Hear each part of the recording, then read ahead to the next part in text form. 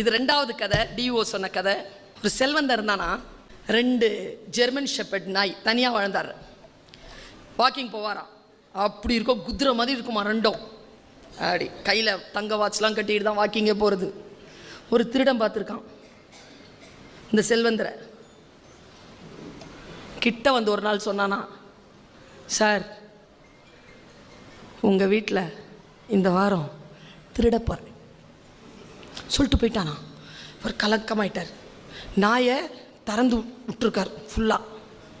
வீடு ஃபுல்லாக திறந்து இருக்கு, லைட்டெல்லாம் ஆஃப் பண்ணுறதில்ல. 3வது நாள் பெல் அடிக்கிறான் காலையில் 5 மணிக்கு. யார்றான்னு பார்த்தா இவன் கையில் ஒரு சூட்கேஸ் திறந்து காட்டினானா. இதெல்லாம் உந்தா பாரு சார்னு. ஹேய் எந்த தாண்டா, எப்படிரா? நேற்று நைட் எடுத்துட்டேன் சார். இந்தா சார் உன் காட்டுறதுக்கு தான் வந்த, திருடுறதுக்கு வரல. இல்லைடா சொல்லிட்டு தாண்டா எடுத்துருக்க, எடுத்துக்கோடா, நீ சம்பாரிச்சதுடா, போடா எடுத்துக்கோ போ. அவன் போகும்போது ஒரே ஒரு டவுட்டு, இதோட என் பேச்சு முடியுது. ஒரே டவுட்டு, என் 2 பசங்களை எப்படிடா சமாளித்த? 2 பசங்க நல்லா தானடா இருக்கு, மயக்க மருந்தெல்லாம் கொடுத்ததா தெரியலையே, இதுங்களுக்கு தெரியாமல் எப்படிடா வந்துட்டு போனேன்? தெரியாமலாம் வந்துட்டு போகல சார், தெரிஞ்சு தான் வந்துட்டு போனேன். எப்படிரா சொல்லவா? சொல்லு. எத்தனை வருஷமாக வளர்க்குற சார்? 6 வருஷமா. என்ன சார் சோறு போடுற?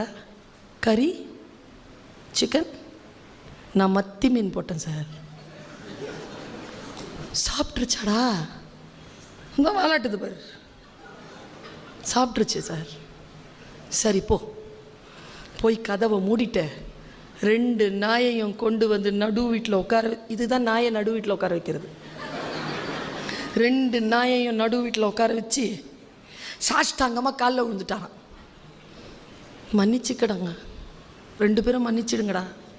அப்பா உன் ருசி தெரியாமல் வளர்த்துட்டேன்டா.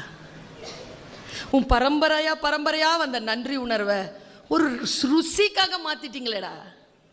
உன் ருசி தெரியாமல் வளர்த்துட்டேனடா அப்பா, மன்னிச்சிருங்கடான்னு அழுதுருக்காருங்க. அவங்க 2 பேர் காலையும் தொட்டு தொட்டு வணங்கி அழுது உடனே அதுங்களுக்கு என்னமோ புரிஞ்சு போச்சுங்க. ருசிக்காக பரம்பரைக்கான அந்த விசுவாசத்தை விட்டுட்டோன்னு புரிஞ்சிருச்சு 2 நாய்க்கும். ஒரு நாய் 2 நாயும் இப்படியே உட்காந்துருந்துருக்கு, சாஞ்சி கூட உட்காரலையாங்க. 9 நாள் தண்ணி குடிக்கலை, டாய்லெட் போல, சோறு சாப்பிடல, எதுவும் செய்யாமல் 9 நாளில் ஒரு நாய் செத்து போச்சு. இன்னொரு நாய் 11 நாளில் செத்து போச்சு. அதுக்கு புரிஞ்சிருச்சுங்க அதுங்க தப்பு பண்ணிருச்சுன்னு. சென்சிட்டிவ்.